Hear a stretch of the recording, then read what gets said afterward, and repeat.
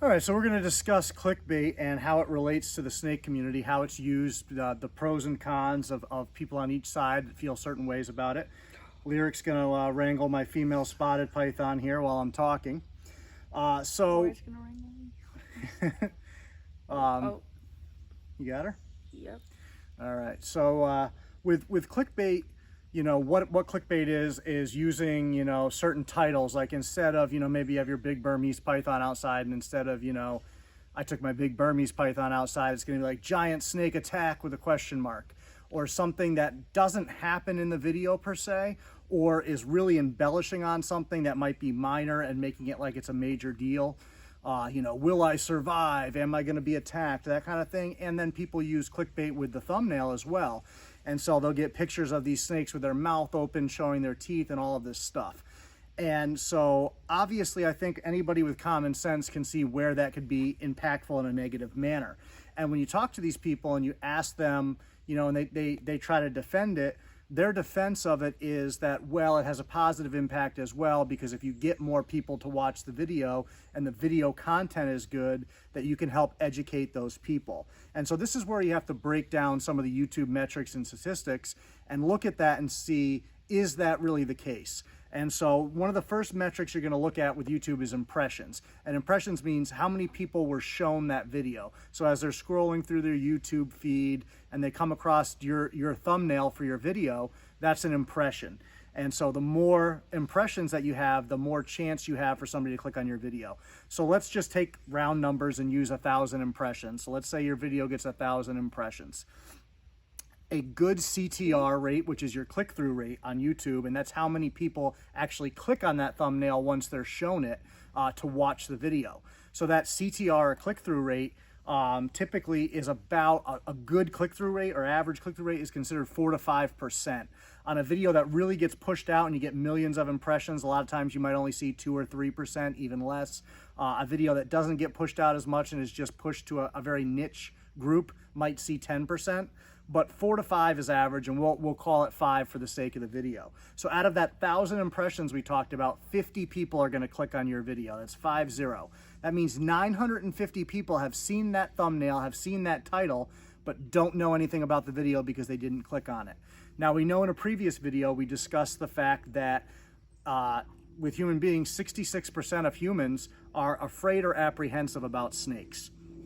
So out of those 950 people that did not click your video, there's some 630 or so that are fearful or apprehensive of snakes. So what you have done, maybe the people that did click the video, maybe you got 1 or 2 people to change their opinion. It's not very likely that that happens, but let's assume that it does. So now you've got 50 people that watch the video. Let's assume, even though probably most of those are niche people that are into snakes, let's not even take that into account. Out of those 50 people, about 35 of them, let's say, are apprehensive about snakes, and maybe you change, even if you change those 35 people, which is obviously highly unlikely, that's the end of that impact that you've made in a positive way. Now, on the negative side, you have those 600 and some odd people, and potentially upwards of 950 people that might have been afraid of snakes, and now that fear is reinforced by what they saw.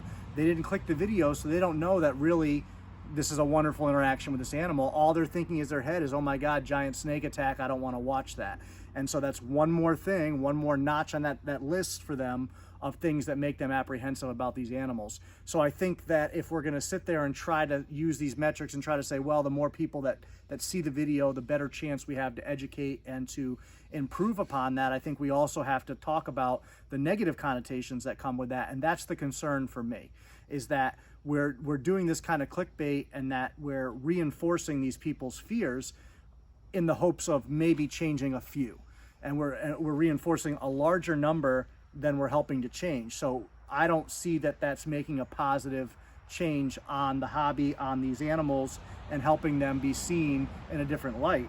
I just see us reinforcing people's fears with giant snake attack, with, oh my God, am I going to survive? Or giant snake attacks chicken, whatever it is for a feeding video that we shouldn't be showing to begin with.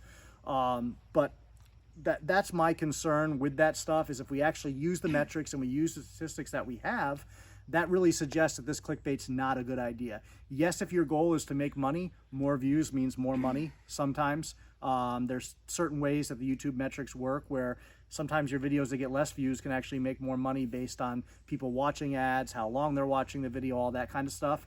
So clickbait a lot of times draws somebody in and very quickly they realize, oh, this isn't what I thought it was, and they don't watch.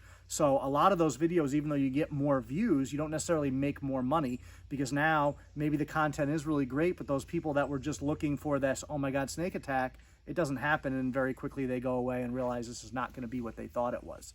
And so that's why with my channel, I try and keep things as genuine as I can. Obviously, once in a while, I might put a little something in there to draw some attention in, like the reality versus perception video.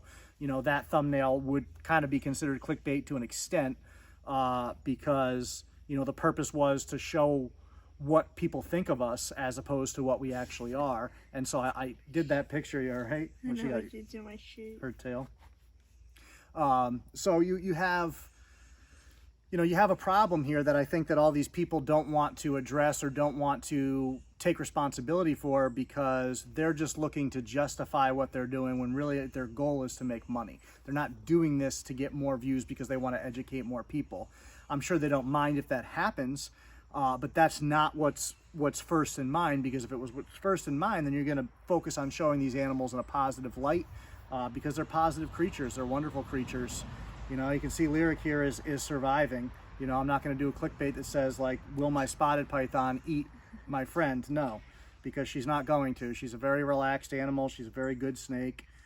She's very curious about her surroundings. She's fairly confident, and she's fine with anybody. She doesn't care who holds her, nothing. Certain snakes that I have might be comfortable with me, but might not be comfortable with him.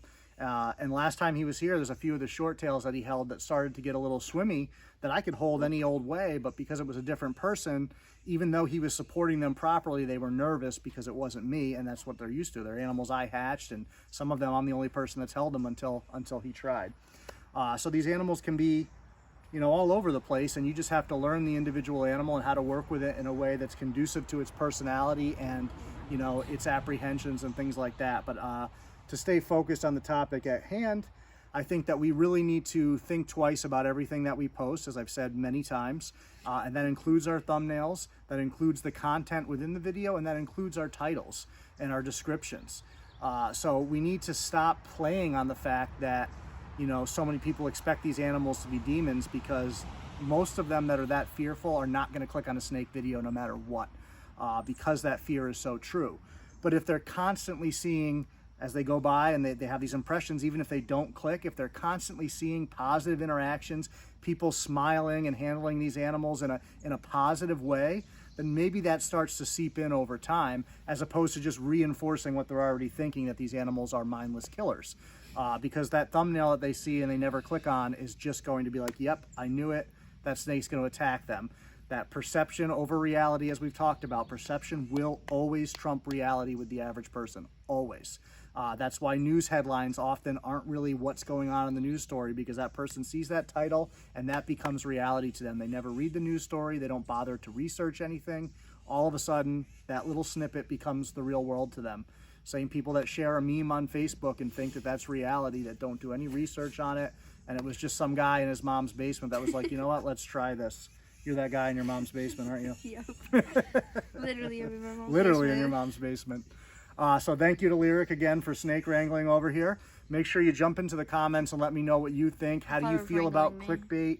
What positives or negatives maybe that we didn't talk about in this short video can you think of that might be a pro for clickbait or a con against it? So let me know what you guys are thinking, and we'll catch you soon. I'm literally being wrangled by